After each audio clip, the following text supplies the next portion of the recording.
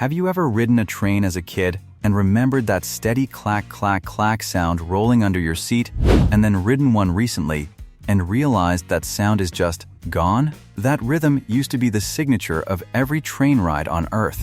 Now high-speed trains glide by almost silently. Something in the track itself changed completely. And the strange part is, the problem that used to cause that sound never actually went away. It just stopped being visible.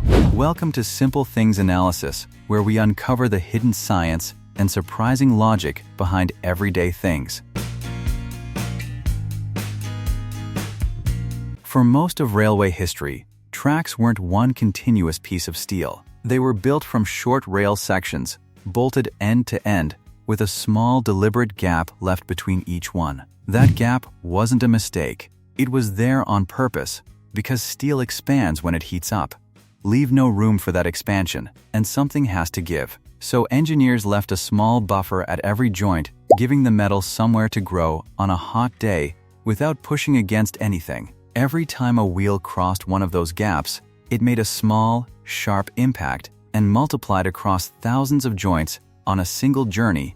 That impact became the rhythmic clacking sound every train rider used to know by heart. Today, that sound is gone on most modern lines. Rail sections are welded together into one unbroken length, sometimes stretching for miles without a single joint, which raises an obvious question. If there's no gap left for the steel to expand into anymore, what happens to all that heat-driven growth on a summer afternoon?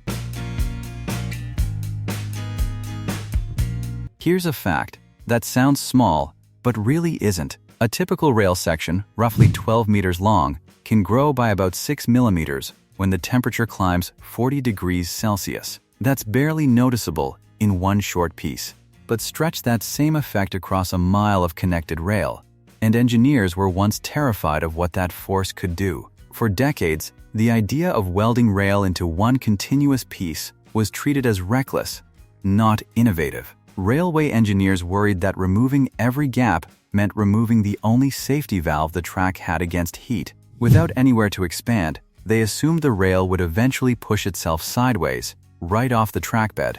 Think of it like sealing a jar of pickles with the lid on too tight before the contents have fully cooled. Trap the pressure with nowhere to escape, and eventually, something has to move. For a long time, nobody trusted an unbroken rail not to do exactly that.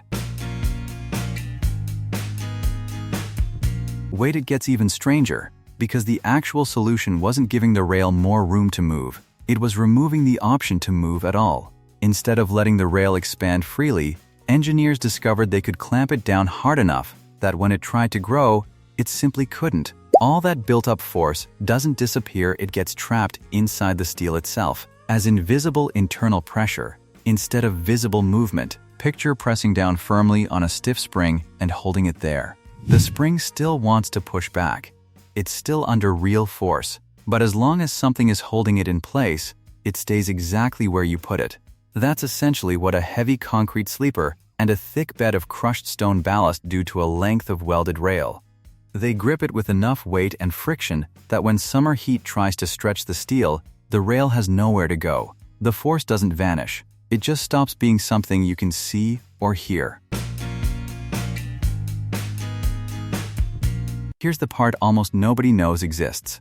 When engineers install a length of welded rail, they don't just clamp it down at whatever temperature happens to exist that day. They calculate something called a neutral temperature, a specific target point where the rail sits under neither pushing nor pulling force at all. In many regions, that target ends up somewhere around 27 degrees Celsius, noticeably warmer than the yearly average. Because a rail that's too compressed in summer heat is a far bigger danger than one that's slightly stretched on a cold winter night. If a rail gets installed on a cool morning, crews don't just clamp it down as is. They physically stretch it first, using hydraulic tensioning equipment, pulling it out to the exact length it would naturally reach at that warmer target temperature, and only then lock it into place. It's a strange kind of preparation, essentially tricking the rail into behaving as if it were already a warm day, so that when summer actually arrives, the steel doesn't have as far left to expand. Get that calculation wrong,